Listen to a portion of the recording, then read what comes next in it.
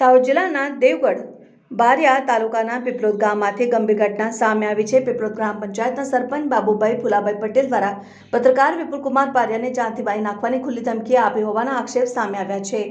મળતી માહિતી મુજબ 2 દિવસ પહેલા પત્રકાર વિપુલકુમાર બારિયાએ એક ગરીબ પરિવારનું નામ પ્રધાનમંત્રી આવાસ યોજનામાં કપાઈ જતા તે ગરીબ પરિવારને ન્યાય મળી રહે તે માટે સમાચાર પ્રસિદ્ધ કર્યા હતા। આ સમાચારને કારણે સરપંચ નારાજ થઈ ગયા હતા અને ગુસ્સાના ભરડામાં આવી પત્રકારને જીવથી મારી નાખવાની ધમકી ઉચ્ચારી હતી।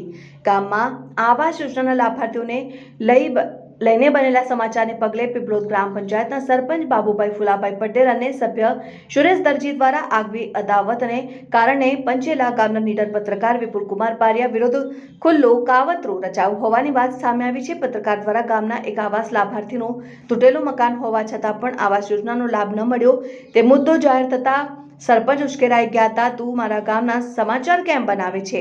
કેટલો મોટો પત્રકાર છે તું? તારા જેવા તો કેટલાયને ભગાડી મૂક્યા છે। હું રાજકીય લગાવક ધરાવતો સરપંચ છું। આવી દાબ ધમકી ભર્યા શબ્દો બોલીને જાહેરમાં પત્રકારો પર હુમલો કરવામાં આવ્યો હતો। પત્રકારો પ્રજાના ચોથા પાયાની ભૂમિકા ભજવે છે ત્યારે આવા કાવતરાઓ દ્વારા સત્યને દબાવવા અને પત્રકારોને ધમકાવીને કાયદાનું ઉલ્લંઘન કરવાના બનાવ ચિંતાજનક છે। આ મામલે પત્રકાર સુરક્ષા માટે હાઈકોર્ટ અને સુપ્રીમ કોર્ટ દ્વારા બનાવેલા કાયદાને અમલમાં મૂકી સરપંચ વિરુદ્ધ કાયદેસર કાર્યવાહી કરવામાં આવે તેવી સર્વ પત્રકારોમાંથી જોરદાર માંગ ઉઠી છે। આજ પત્રકાર સુરક્ષા માટેનો આ મુદ્દો અગત્યનો બની ગયો છે। પ્રજાના હિતમાં કામ કરતા પત્રકારોને ધમકાવીને ગ્રુપ ચૂપ કરવા માંગતા તત્વો વિરુદ્ધ કાર્યવાહી થાય અને તેવી સૌ પત્રકાર સમાજ તરફથી આશા વ્યક્ત કરવામાં આવે છે।